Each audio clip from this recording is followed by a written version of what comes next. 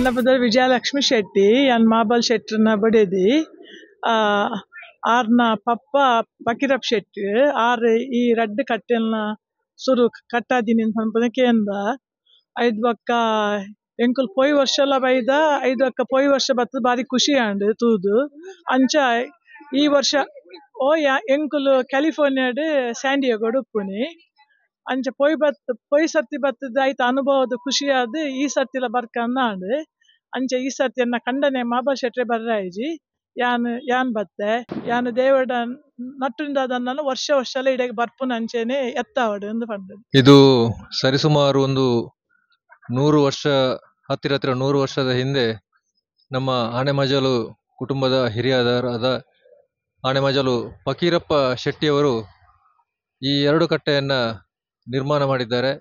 ಒಂದು ಅಶ್ವತ್ಥ ಕಟ್ಟೆ ಹಾಗೂ ಹಲಸಿನ ಕಟ್ಟೆ. ಈ ಕಟ್ಟೆಯನ್ನು ಕಟ್ಟಿದ ಉದ್ದೇಶ ಏನಂತ ಹೇಳಿದ್ರೆ, ಸುಮಾರು ನಮ್ಮ ಈ ಆನೆಮಜಲು ಕುಟುಂಬಕ್ಕೆ ಹತ್ತಿರ ಸುಮಾರು 30 ಎಕರೆಯಷ್ಟು ಜಾಗ ನಮ್ಮಲ್ಲಿತ್ತು. ಈ ಜಾಗದ ಭದ್ರತೆಗೋಸ್ಕರ ಅವತ್ತು ಈ ಎರಡು ಕಟ್ಟೆಯನ್ನ ಈ ಜಾಗದ ಒಂದು ಎದುರಿನ ಭಾಗದಲ್ಲಿ ಕಟ್ಟಿದ್ರು.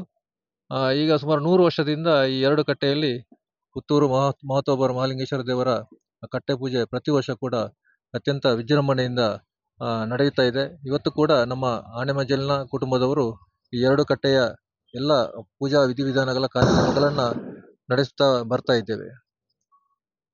ವಿಶೇಷವಾಗಿ ಇವತ್ತು ಈ ಕಟ್ಟೆಯನ್ನು ನಿರ್ಮಾಣ ಮಾಡಿದಂಥ ಫಕೀರಪ್ಪ ಶೆಟ್ಟಿಯವರ ಫ್ಯಾಮಿಲಿಯವರು ಇಲ್ಲಿ ಇಲ್ಲ. ಅವರು ಕೆಲವರು ದೂರದ ಅಮೆರಿಕ ಹಾಗೂ ಕನ್ಯಾನ ಈ ಭಾಗದಲ್ಲಿದ್ದಾರೆ. ಆದರೂ ಕೂಡ ಪ್ರತಿ ವರ್ಷ ಈ ಸಂದರ್ಭದಲ್ಲಿ ಬಂದು ಈ ಕಟ್ಟೆಯ ಪೂಜೆಯನ್ನ ನೆರವೇರಿಸ್ತಾ ಇದ್ದಾರೆ.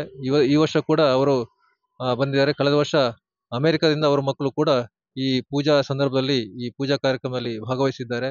ಅಂತ ವಿಶೇಷವಾದಂಥ ಈ ಎರಡು ಕಟ್ಟೆ ಇವತ್ತು ಜೋಡು ಕಟ್ಟೆ ಎಂದೇ ಇವತ್ತು ಅತ್ಯಂತ ಪ್ರಸಿದ್ಧಿಯನ್ನ ಪಡೆದು ಪ್ರತಿ ವರ್ಷ ಕೂಡ ಸುಮಾರು ಈ ಭಾಗದಲ್ಲಿ ಈಗ ಹತ್ತಿರ ಒಂದು 100-150 ಮನೆಗಳ ಭಕ್ತಾದಿಗಳು ಭಾಗವಹಿಸ್ತಾ ಇದ್ದಾರೆ. ಸುಮಾರು 100 ವರ್ಷ ಪುರಾತನ ಕಟ್ಟೆಯಲ್ಲಿ ಒಂದು ರಡ್ಡಿಲ ಎಂಕಲ್ನ ಹಿರಿಯರ ಅಮ್ಮೆರ್ನ ಕಾಲೋಡು ಒಂದು ರಡ್ಡು ಕಟ್ಟೆಲ್ಲ ಸ್ಥಾಪನೆ ಆತನಿ.